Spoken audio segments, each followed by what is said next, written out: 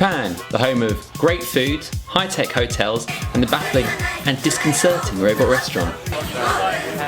This year my sister Jo and I went on Inside Japan's Tokaido Trail tour and came away feeling thoroughly cultured with a lifetime of unforgettable memories. Tell me about the tour. Oh, the tour. Wow, the tour. The tour was like all the best sights in Japan's biggest island, which is Honshu. We started in Tokyo and then went over to Kamakura and then down to Hakone, well, sort of west, not down necessarily, and then west to Kyoto, and then we went further west to Hiroshima and Miyajima. This video should hopefully highlight a little bit about each place and the kind of things that we got up to, my reflections, my cultural, the cultural experience, my recommendations, all this kind of stuff. Moment to shine for you. Tube. Tube. In an airport. It's pretty boring.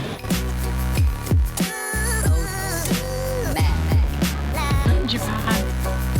It's the morning of the first day. Jo and I had, there she is, we had a pretty terrible night's sleep, but feeling a lot more awake now. It was a 9-day trip and it started in Tokyo, and when we arrived at Tokyo Haneda Airport we were both incredibly sleep deprived from our flight, and what made it worse was the jet lag as well, because we were going west to east. Or I guess you're this way because you're on the screen, aren't you? West to east.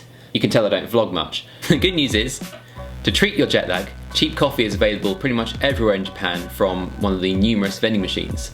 And it comes warm in cans, so it's like drinking normal coffee, only worse. What makes up the taste are the colourful names, such as this one I found called Deep Impact.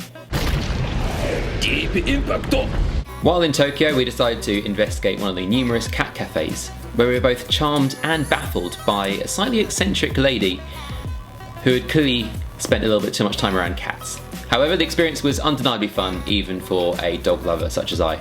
The room service phoned our room and I managed to work out they were doing cleaning and what time until. So we were in the room and the phone went off, and at that point I realised, looking at Jo, whose face was like, I realised I was the most qualified person in the room to handle said phone call, and so I picked up the phone and sort of hesitantly went, hello, sort of letting her know that my Japanese was not going to be very good. But however, we did kind of manage to work it out a little bit and got a time off of her, which I assumed was the time when the cleaning would finish.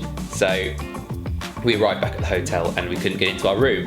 But I still felt good that I managed to work out a time, so that was still good. If you're thinking that 30 seconds of me trying to put my coat in my bag is going to make it onto the vlog, I think you might be mistaken. Maybe that little clip of me saying that might.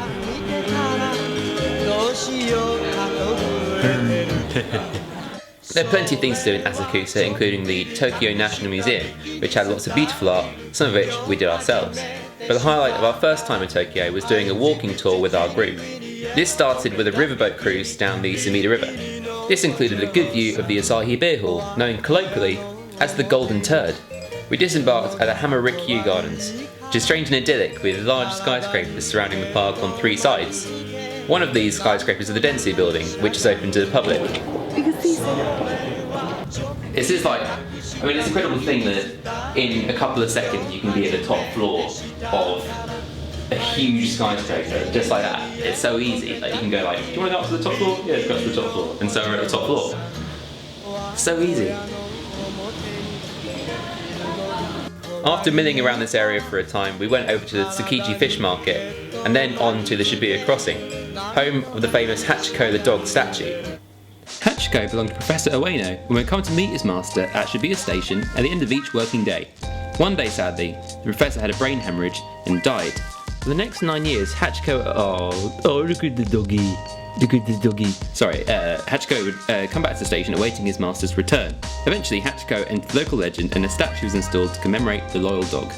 There have been many homages to Hachiko the dog over the years, including famously in the Futurama episode Jurassic Park.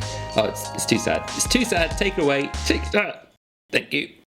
The Hachiko the dog statue is a popular meeting point for the very busy Shibuya area. This includes the aforementioned Shibuya crossing.